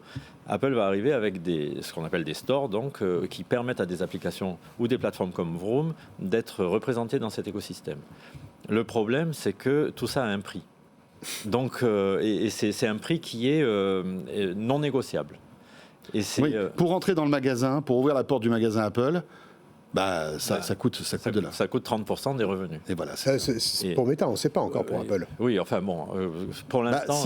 Si Apple garde le modèle économique de l'App Store, c'est 30% sur toutes les applications qu'on achète sur l'App Store, sur le magasin d'Apple. C'est ça. Sans compter les autres potentielles taxes, entre guillemets, qui peuvent être appliquées pour des services spéciaux dont le métavers aura sans doute besoin.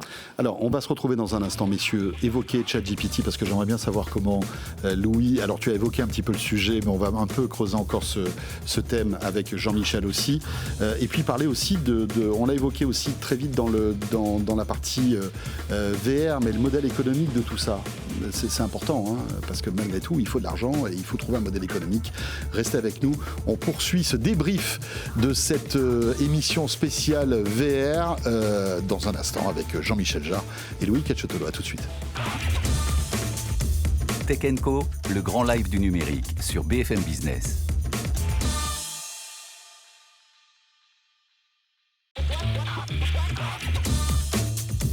BFM Business présente Tech Co, spécial métaverse avec François Sorel. Voilà, encore une fois, merci d'être avec nous. Ce Tech Co sur BFM Business, un peu particulier. Si vous venez de nous rejoindre, puisque c'est la fin de ce Tech Co, je vous invite à regarder le replay, puisque pendant 1 heure, tout à l'heure entre 20h30 et 21h30, nous étions dans le métavers grâce à Louis Cacciotolo de Vroom. Nous étions sur un plateau virtuel dans l'espace, dans un vaisseau spatial, où nous avons pu, pendant 1 heure, interviewer des invités qui étaient un peu partout en Europe, en tout cas pas physiquement présent sur ce plateau. Une expérience donc à retrouver en replay pour ce Tech Co. Toujours Jean-Michel Jarre à mes côtés qui nous accompagne depuis le début. C'est un sujet et un thème qui lui tient à cœur. Et puis Louis Cacciotolo, donc le patron de Vroom. Il nous reste quelques minutes. On a évoqué très vite l'intelligence artificielle, ChatGPT, qui est au cœur de toute l'actualité tech en ce moment. Louis, est-ce que c'est une vraie révolution dans ton domaine, justement, toi qui crées ces univers virtuels? Est-ce que ChatGPT va révolutionner ce métier aussi? On le voit avec Midjourney, l'infographie est révolutionnée, enfin on arrive à faire des choses incroyables. Est-ce que demain, en appuyant sur un bouton, paf, on se retrouvera avec le plateau de Tech Co fait en quelques secondes? Alors, les intelligences artificielles, très probablement, vont pouvoir générer elles-mêmes des métavers entiers. Ça, c'est très clair, tout le monde s'y attend. Maintenant, il y a toujours un cerveau derrière ces intelligences artificielles, il y a aussi la manière de s'en servir.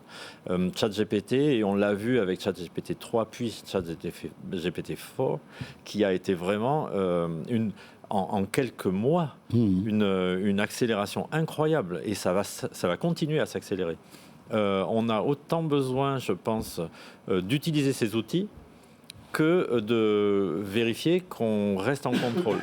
J'ai lu aujourd'hui aussi que ChatGPT allait permettre en fait à multiplier tout ce qui est la cybercriminalité ou les spams, etc. parce que des gens mal intentionnés vont s'en servir pour ça.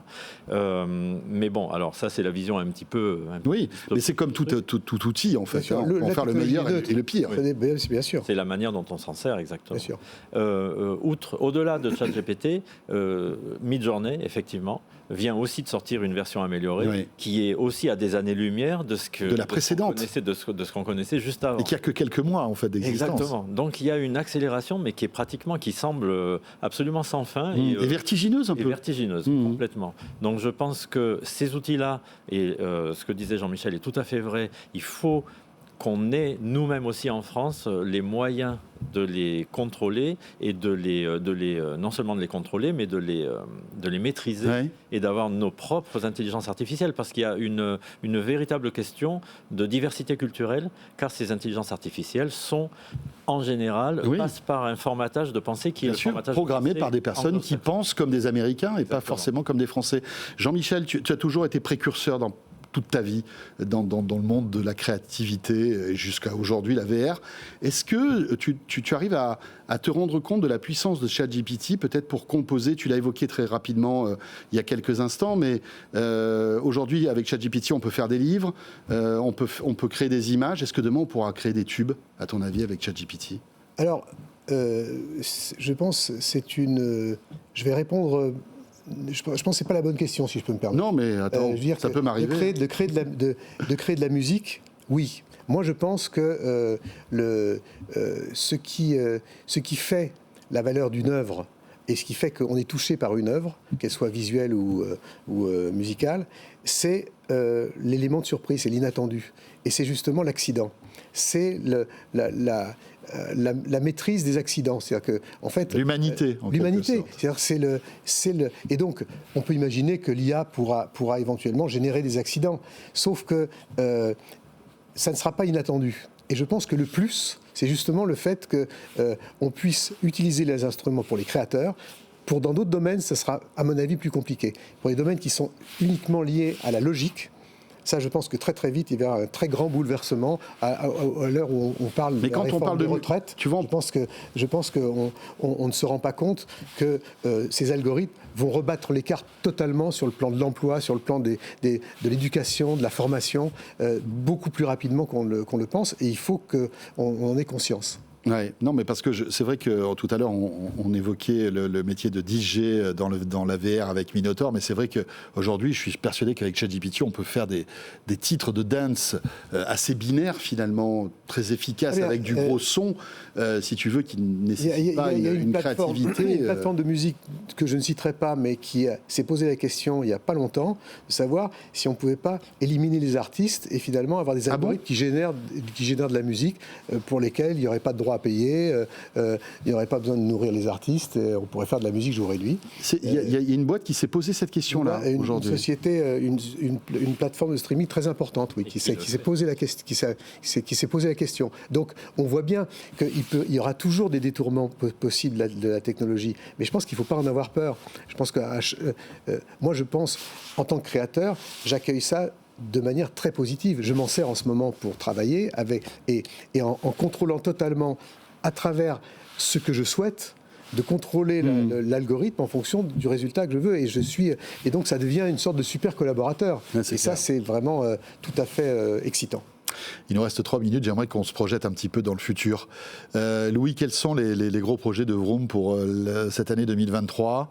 Quelles sont les prochaines étapes? Et après, la même question à Jean-Michel, qui doit avoir des projets dans son tiroir, j'en suis sûr. Alors, les prochaines étapes, déjà continuer à travailler sur des projets avec Jean-Michel, parce qu'il a cette vision qui fait qu'à chaque fois qu'on travaille sur un projet nouveau avec Jean-Michel, ça nous permet, nous, en plus, d'avancer dans notre recherche et surtout de pouvoir permettre à notre plateforme et à nos moyens de production de continuer à être pionniers, en fait, grâce à cette vision et grâce aux outils qu'on met à sa disposition justement, mais dont il sait si bien se servir.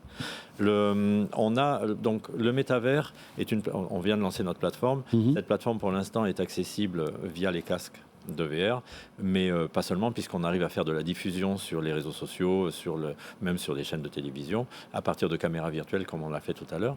Mais l'idée, c'est vraiment d'arriver à sortir, à apporter ce degré d'immersion à d'autres supports que les casques de VR et à permettre à des gens sur les PC, sur leur smartphone, de pouvoir interagir et avoir ce sentiment d'interaction et d'immersion à des limités qu'on a déjà là.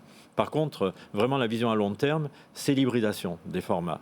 Nous, on travaille dans le spectacle vivant et ce qu'on veut réaliser, c'est vraiment ne pas remplacer le spectacle vivant, mais augmenter le spectacle vivant et l'adapter de manière à ce qu'on puisse avoir en même temps des expériences comme on a déjà fait avec Jean-Michel d'ailleurs, mais d'une manière encore plus systématique et encore plus riche, avoir des expériences dans un lieu physique, ensemble, transpirer ensemble, crier ensemble, se frotter, et en même temps pouvoir avoir différents degrés d'immersion et de faire en sorte que toutes ces créations et ces productions de réalité, soit dans la réalité vraie ou dans la réalité virtuelle, puissent se joindre et des interactions entre le monde réel et le monde virtuel.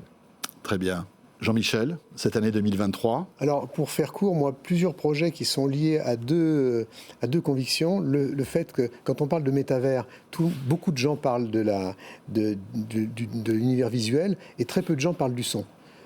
comme le disait Louis tout à l'heure, le champ visuel c'est 140 degrés, le champ auditif c'est 360 degrés, et donc la musique et le son va se retrouver au cœur de ce nouvel écosystème. C'est un sujet qui tient à cœur, ça, hein, toi, le son spatialisé. D'ailleurs, j'ai sorti il y a quelques semaines un album qui s'appelle Oxymore, qui est spécialement conçu en multicanal pour justement explorer le fait qu'on a eu pendant des siècles un rapport en 2D par la musique, c'est-à-dire quand on compose pour l'orchestre, il est devant soi, quand on a des haut-parleurs, ils sont devant nous, et en fait, quand on écoute dans la vie, la vie, elle est autour de nous, grâce à l'espace qui est autour de nous et nos oreilles d'êtres humains. Donc, c'est d'explorer cela en tournée, et puis aussi démocratiser aussi les outils de création sur ce plan, pour passer le relais aussi aux jeunes artistes, faire en sorte que mon album, par exemple, qu'on peut écouter en stéréo, on peut l'écouter juste avec un casque standard et son smartphone ou son laptop, en multicanal. Bien sûr, et sur les plateformes de streaming, il est en Dolby Atmos, en fait, Oxymore. Donc là, on se retrouve avec cette spatialisation. Et puis l'autre chose, c'est effectivement continuer aussi ce que disait Louis, qui est très important, c'est l'idée de concert hybride, qui se trouve à la fois ce qu'on a fait ici, aujourd'hui, à la fois dans le monde réel et dans le monde virtuel, pour toucher les publics d'une manière différente, ce que nous avons fait aujourd'hui. Et merci à toi et merci à BFM Business. Et merci à vous surtout. Merci à toute l'expertise technique de Louis qui nous a permis de faire le résultat que vous avez pu voir, qui est disponible en replay. Et puis merci Jean-Michel pour ta bienveillance et le parrainage en quelque sorte de cette belle expérience. Merci beaucoup à tous les deux. Ce Tech & Co exceptionnel est terminé. Peut-être qu'il y aura une autre émission dans le métavers. On s'est intéressé là au divertissement. Il y a tellement de sujets, d'autres secteurs aussi qui sont complètement bouleversés par ça. Ça sera peut-être l'idée d'une prochaine émission. Merci en tous les cas de nous avoir suivis. On se retrouve très vite, vous le savez, toute la tech chaque soir sur BFM Business de 20h à 22h. À très vite et belle soirée. Tech & Co, le grand live du numérique sur BFM Business.